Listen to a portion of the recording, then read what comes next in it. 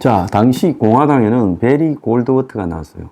사실은 지금은 한미국의 공화당이 보수다, 또 민주당이 리버럴의 바탕을 둔 약간의 진보성이 있다, 이렇게 생각하는데 사실 그렇지 않았습니다. 처음에는 이 링컨 시대에는 공화당이 북부 지역을 중심으로 상당히 진보적인 색채가 있었고요. 그러니까 노예 해방을 하지 않았겠습니까? 오히려 민주당이 남부 지역을 바탕으로 굉장히 수십 년간 보수적 색채를 가지고 있었죠. 그런데 미국의 사회 변화와 경제적 변화의 와중에서 계속 변해갔어요. 그래서 1964년에 케네디를 계승했던 부통령 린던 존슨과 공화당의 베리 골드워트가 붙어서요, 미국 역사상 가장 일방적인 게임으로 됐는데, 문제는 여기서 베리 골드워트가 1964년 대선에서 공화당 후보로 지명되면서 초보수주의적인 정견을 내세워서 린던 존슨에게 크게 졌지요.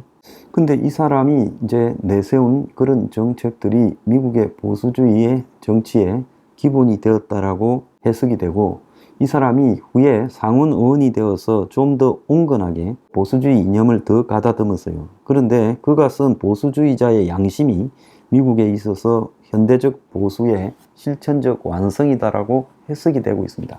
이때 베리 골드워트 지지 연설을 했더니요, 이 당시 캘리포니아 주지사 레이건 등이 나중에 1980년대 미국의 대통령이 되면서, 그때 이제 레이건과 그의 또 부통령이었던 아버지 부시, 이런 사람 때 네오콘이라고 불리는 세력이 부활한 것은요, 처음에 그러면 콘저버티브 보수주의자는 누구였느냐?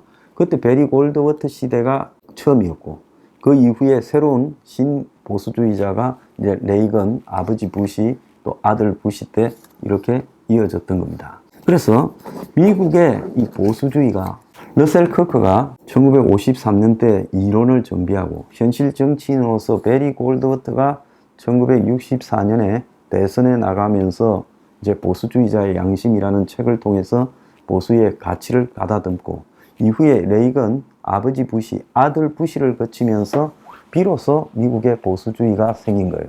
그러면 한국에 있는 보수주의들, 한국의 보수주의의 역사 굉장히 일천합니다. 미국에서도 사실상 80년대에 완성이 되었다라고 볼 수 있고, 그렇다면 한국에는 사실상 보수가 없었죠. 이승만 대통령이 보수였느냐? 그건 보수는 아니죠. 또 박정희 대통령이 보수였느냐? 박정희 대통령의 5개년 개발 계획 같은 것은 전형적인 사회주의적 이 불균형 개발 전략이라고 볼 수 있는 거예요.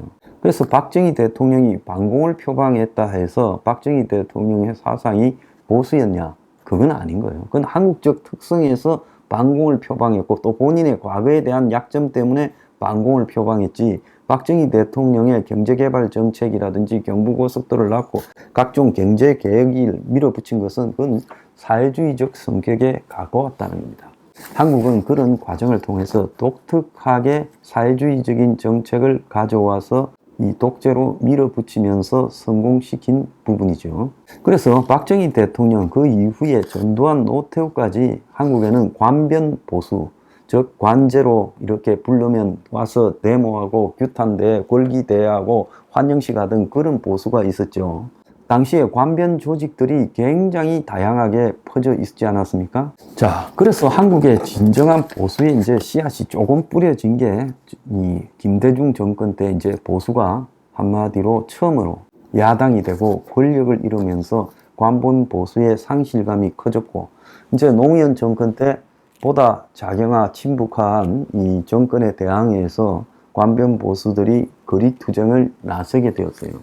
자, 그러다가 이제 이명박 정권이 들었을 때 이 관변 보수의 이론이 없다라고 하고 뉴라이트라고 해서 시대에 맞는 새로운 온건한 보수로 가야 된다, 개혁적 보수로 가야 된다고 운동권 출신들이 운동권에서 성공하지 못하고 보수로 밀려와서 뉴라이트를 표방했지만, 그것도 지금 와서 보면 자기들이 한자리 해먹고 기존 보수와 다른 지식적인 보수라고 보이기 위한 쇼에 불과했지, 뉴라이트고 뭐고 다 제가 봤을 때는 권력지향적인, 한마디로 수구 기득권 보수였다라고 봐야 돼요. 지금 무슨 이준석이가 개혁 보수를 표방하지만 저는 이준석이가 보수적 인물인가도 의문이고요. 윤석민도 마찬가지입니다. 사실 유승민이가 개혁보수 쓰기 전에 제가 먼저 개혁보수라는 말을 썼습니다. 그래서 한국의 지금 현재 보수의 이론은요, 개혁보수를 자처하는 사람은 정체불명의 짜집기 세력이고, 그 다음에 진정한 보수의 원조라는 국민의힘이나 또 한국의 아스팔트 보수들 대부분이요, 관변 보수와 기득권 수구 보수를 대변하는 세력에 지나지 않는다는 겁니다. 그러니까 한국의 보수가 후보도 없어서 윤석열을 데려와서 당선시키고, 다음에도 또 윤석열 후계자 한동훈이가 지금 당 대표를 하고 있는 거 아니겠어요? 한동훈의 사상에 보면, 그 주변에 있는 사람을 보면 한동훈이 보수라고 이야기할 수 있겠습니까? 기득권인 것은 둘 다 확실하죠. 그래서 우리가 수많은 보수들이 거리에서 싸우고 하지만 그 사람들 중에 뭐 정권을 지키자, 종북 척결하자, 통일하자 이렇게 말을 하지, 실제로 보수 대중들을 위해서 사회를 어떻게 변화시켜야 된다라는 이야기를 하는 사람이 하나도 없잖아요. 한국의 보수의 가치 중에 주거 문제를 어떻게 하자, 외노자를 어떻게 하자, 플랫폼과 4차 산업을 어떻게 하자, 일자리를 어떻게 하자, 복지를 어떻게 하자라고 말을 하는 사람이 하나라도 있습니까? 없잖아요. 이념이요, 다양한 부분들을 다 갖춰야지, 뭐 대통령 지키고 나라 지키자, 종북 척결하자. 종북 척결이 뭐 거리에서 종북 척결 외치면 되는 겁니까? 종북 척결을 하기 위한 가장 좋은 방법은요, 기존에 근거 없는, 이념 없는, 미천 없는 이름만 보수인 세력이 진정으로 사회개혁을 할 수 있는 콘텐츠를 갖춰야 되는 거죠. 자, 이렇게 보면 한국 보수는 콘텐츠가 없는 겁니다. 그러니까 국민의힘에요, 이름을 그 전에 뭐라 했습니까? 새누리당이라고도 하고, 또 그 사이에 또 무슨 이름이 있었죠. 그 다음에 뭐 그 전에는 또 뭡니까? 한나라당이다 하고, 그 다음에 또 뭐 민자당, 민정당 이런 식으로 쭉 바꿔왔지만은 이름만 바꿨지 그들이 한 번도 수구 기득권 세력이라는 정체성을 바꾸려고 한 적이 없었어요. 그리고 그런 차별성 있는 정책들을 내세운 보수 세력도 없었고요. 또 그 외에 아스팔트 장애 보수들도 기득권 보수를 위한 시다바리 역할, 한마디로 관변 보수적 동원 역할을 하거나 막연히 좌파 정권에 반대한다고만 했을 뿐이지, 그것도 상업적인 요소도 다분히 있죠. 돈이 되니까 그런 것들을 했죠. 또 돈이 되니까 박근혜도 팔았고요. 자, 그런데 그들의 어디에 봐도 보수 대중들, 서민이 대부분인 이 보수 대중들을 위해서 어떻게 사회를 변화시키자라는 이야기를 하지 않는 겁니다.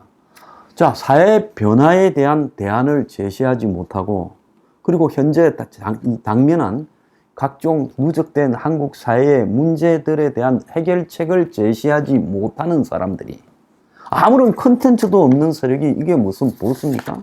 보수 흉내를 내는 자들이죠. 그래서 제가 오늘 여기서 정리하자면, 보수 흉내를 내는 사람은 많아도 한국에는 관변 보수 외에 보수가 없다, 이렇게 말씀을 드리는 겁니다. 그래서 우리가 이런 현실들을 자각하고요, 널리 인식해야 돼요. 그런데 기존에 보면요, 나이가 한 50, 60, 70 되면서 보수 성격을, 보수적인 사고를 가진 사람들이 안 변합니다. 절대 안 변해요. 그래서 그들은 막연하게요, 자신의 정서, 고향, 또 자기의 개인적 경험을 가지고 자기가 보수 성향이라고 판단하고, 또 특정 좌파 정치인의 보기 싫다는 입장만 가지고 지금 자기가 보수주의라고, 보수주의자라고 자처하고 있어요. 근데 그런 이념적, 컨텐츠적, 내용적, 정서적 바탕이 없는 가치가요, 지속될 수도 없고 의미가 없고, 허구한 날 누가 대세인가에 따라서 거기에 줄 서고 명목적으로 밀어주고 또 배신당했다고 욕하고 이런 일만 반복하는 겁니다. 그래서 미쳐놓고 족보 없는 한국의 보수, 이제 그 내용을 채워야 될 때다라는 말씀을 드리겠습니다.